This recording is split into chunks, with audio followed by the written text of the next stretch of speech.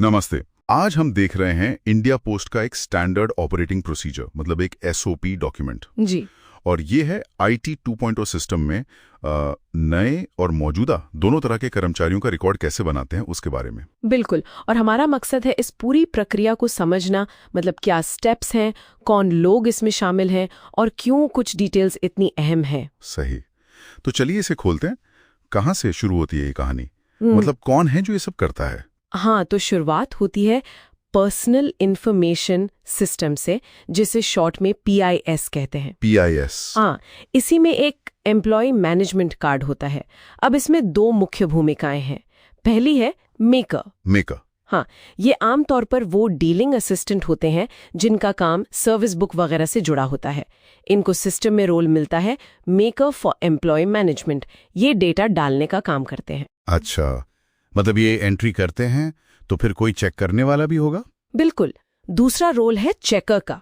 ये जिम्मेदारी होती है सर्विस बुक सुपरवाइजर की, या फिर अगर डिवीजन लेवल पर देखे तो SP या SSP की। SP, SSP। सुपरिंटेंडेंट। जी, सुपरिंटेंडेंट या सीनियर सुपरिंटेंडेंट। इनका काम है मेकर ने जो डेटा डाला है उसे जांचना और फिर अप्रूव करना। और हाँ, एक बहुत जरूरी नियम है कि चेकर को मेकर का रोल नहीं मिल सकता। अच्छा।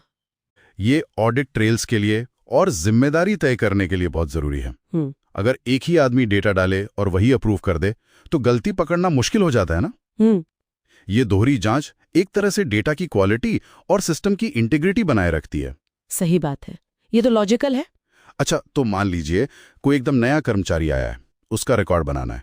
मेकर क्या करेगा? हाँ, तो मेकर अपने लॉगिन से एम्प्लॉय मैनेजमेंट में जाएगा। वहां साइड में एक नेविगेशन बार होता है, उसमें क्रिएट न्यू एम्प्लॉय पे क्लिक करना है। ठीक है। फिर एक फॉर्म खुलता है जिसमें सारी जरूरी जानकारी भरनी होती है, पर्सनल डिटेल्स, कम्युनिकेशन डिटेल्स और खासकर पोस्टिंग डिटेल्स। पोस्टिंग डिटेल्स में कुछ खास? हाँ, उसमें एक पोस्ट ID फील्ड होती है। ये बहुत ध्यान से भरनी है।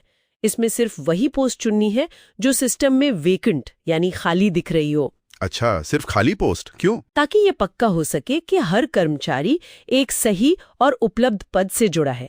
आगे फिर सैलरी या जिम्मेदारी में कोई कंफ्यूजन न हो। समझ गया। सब भर के सबमिट करते ही एक एम्प्लॉय ID बन जाती है और ये रिक्वेस्ट फिर चेकर के पास चली जाती है अप्रूवल के लिए। ठीक है, ये तो हुआ नया एम्प्लॉय। पर अगर कोई पुराना कर्मचारी है, मान लीजिए ट्रांसफर होके आया है और सिस्टम में नहीं है अभी? हाँ, ऐसा भी होता है। तो सबसे पहले मेकर को search and view employ profile data use करके देखना होता है कि कहीं वो पहले से सिस्टम में है तो नहीं।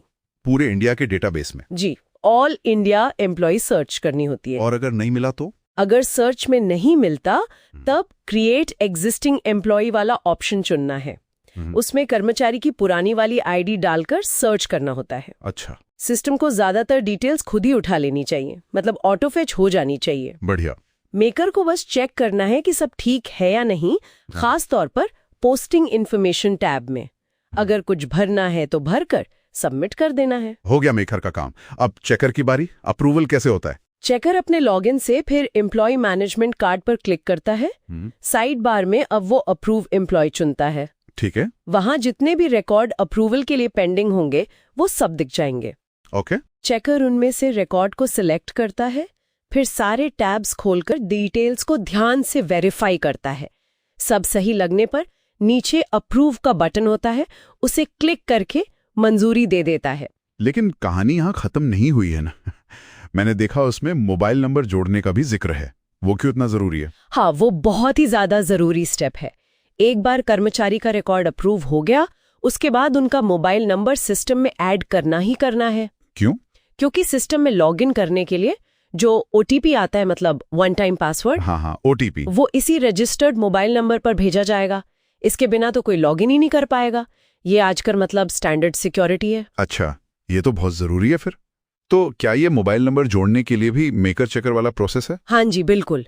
इसके लिए एक अलग कार्ड है, PIS यूटिलिटीज। ओके। इसमें भी मेकर और चेकर की भूमिकाएं हैं।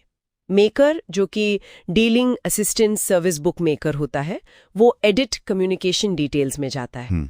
वहां कर्मचारी को सर्च करके मोबाइल नंबर वगैरह की डिटेल्स भरकर सबमिट करता है। और फिर चेकर जो सर्विस बुक सुपरवाइजर एसपी होता है, वो अपने लॉगिन में अप्रूव सर्विस रिक्वेस्ट्स में जाता है।